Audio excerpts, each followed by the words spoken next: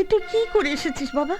আমি জানি শক্তিনাথ খুব বাজে লোক, ও তোকে মেরে ফেলবে। বাবা তোমরা শুধু শুধু ভয় পাচ্ছ। না, মাথা গরম করে এই কাজ করা তোর একদম ঠিক হয়নি। মা, যে লোকটা বাড়িতে এসে তোমাদেরকে অপমান করে চলে গেল, আমি তাকে কিছু বলবো না? আমি কাপুরুষের মতন বসে থাকবো? বাদশা, তুই বোঝার চেষ্টা কর যে নিজের ভাগ্নিকে সম্পত্তির জন্য মারতে চাইছে, সে তোকে ছেড়ে দেবে? হ্যাঁ বাবা, তখন আমাদের কি হবে একবার ভেবে দেখেছিস? শোন, এখন ওসব আলোচনা না করে বাচ্চাদের কি করে সেভ করা যায় তা নিয়ে আমাদের ভাবতে হবে। ডেফিনেটলি ওই লোকটা বাচ্চাদেরকে মারার চক্রান্ত শুরু করে দিয়েছে। ঠিক বলেছিস। শোনো বাদশাদা, আমার পিসমশাই থাকে ঝাড়গ্রামে, বিরাট বাড়ি, ওখানে তোমার কোনো অসুবিধা হবে না। আমি ফোন করে দিচ্ছি, তুমি কয়েকদিনের জন্য ঝাড়গ্রামেই চলে যাও। হ্যাঁ, ঝামেলা ঠান্ডা হয়ে গেলে তুই ফিরে আসবি। তোরা থামবি? কি মনে করেছিস কি তোরা চোরের মতন পালিয়ে যাওয়ার ছেলে আমি নই। বাচ্চা, আমি তোকে পালিয়ে যেতে বলছি না, অন্তত কয়েকদিনের জন্য গা ঢাকা দে। কি বলছো কি বাবা? আমি এখান থেকে চলে গেলে তোমাকে আর মাকে কে দেখবে? কেন আমরা দেখবো? বাদশা, আমরা কি তোর ভাই নই? পেলা, পেলা, একটা কথা বোঝার চেষ্টা কর। আমি কেন এখান থেকে পালিয়ে যাব? আমি তো কোনো অন্যায় কাজ করিনি। আমি জানি বাবা, তুই কোনো অন্যায় কাজ করিসনি, কিন্তু তবু যে তোকে যেতে হবে বাবা। ওই শক্তিনাথ যদি তোকে এখানে পায় তাহলে ও তোর ক্ষতি করে দেবে, তাই তোকে যেতে হবে বাবা। শোন বাচ্চা, তুই যদি না যাস তাহলে কিন্তু তুই আমার মরা মুখ দেখবি। মা, আর কোনো কথা নয়। এই সঞ্জীব, হ্যাঁ, যা বাচ্চার জন্য একটা টিকিট কেটে নিয়ে আয়। এক্ষুনি আনছি। মদন, হ্যাঁ। তুই চট করে তো পিছিয়ে একটা ফোন করে দে। হাই, চল চল ঠিক চল আছে, ঠিক আছে, ঠিক। মা, তোমরা শুধু শুধু ভয় পেয়ে আমাকে হারিয়ে দিলে। হ্যাঁ দিলাম, যাতে করে আমার জীবন থেকে তুই হারিয়ে না যাস, তাই তোকে আমি হারিয়ে দিলাম বাবা। কটা দিনের তো ব্যাপার, দেখবি সব ঠিক হয়ে যাবে, সব ঠিক হয়ে যাবে।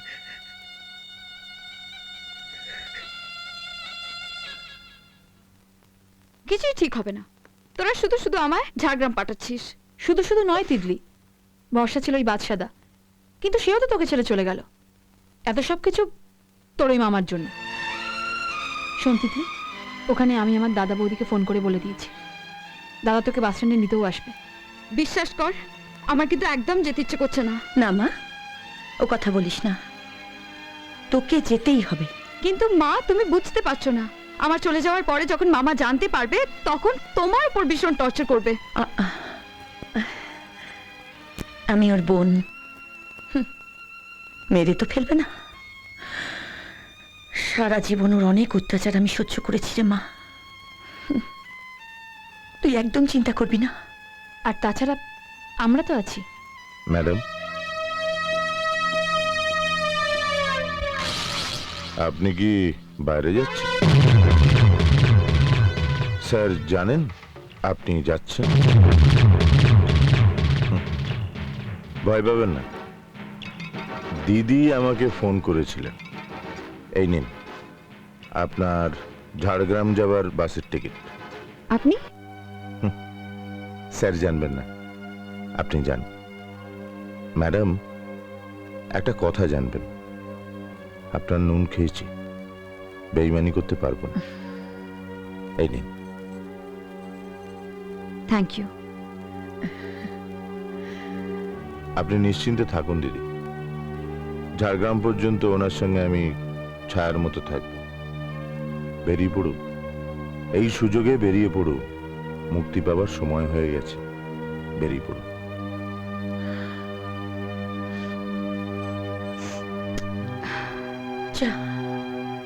মা,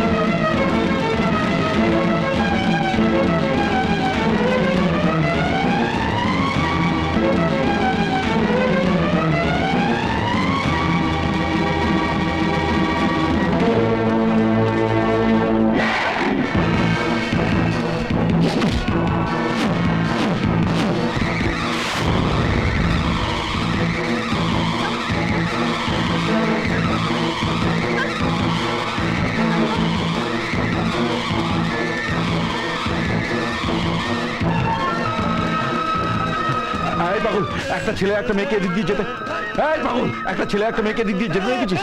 হ্যাঁ, এই চল চল চল।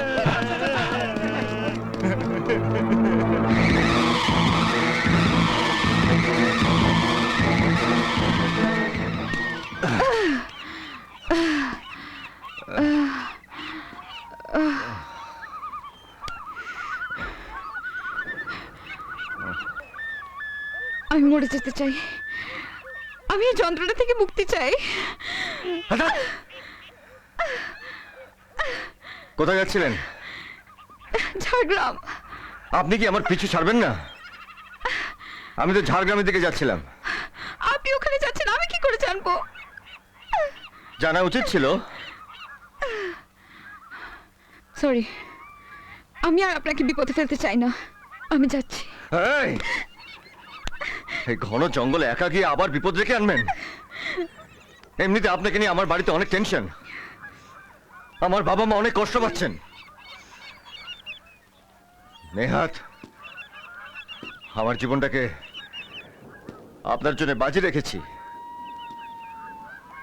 আপনার অনেক অর্থ প্রতিপত্তি, আমি চাই যে আপনি জীবনে অনেক বড় হন, পড়াশোনা করুন। আপনাকে আমি এখনো বলছি, আগেও বলেছি যে আমি বেঁচে থাকতে আপনার কোনো তিতলি,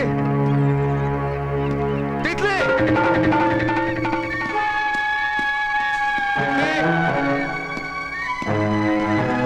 তিতলি,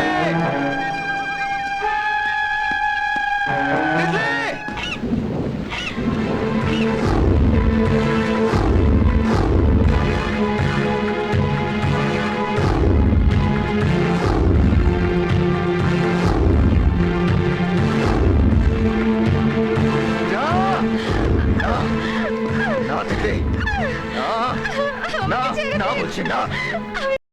আমাকে ছেড়ে দাও তিতলি, না। আমার কেউ নেই।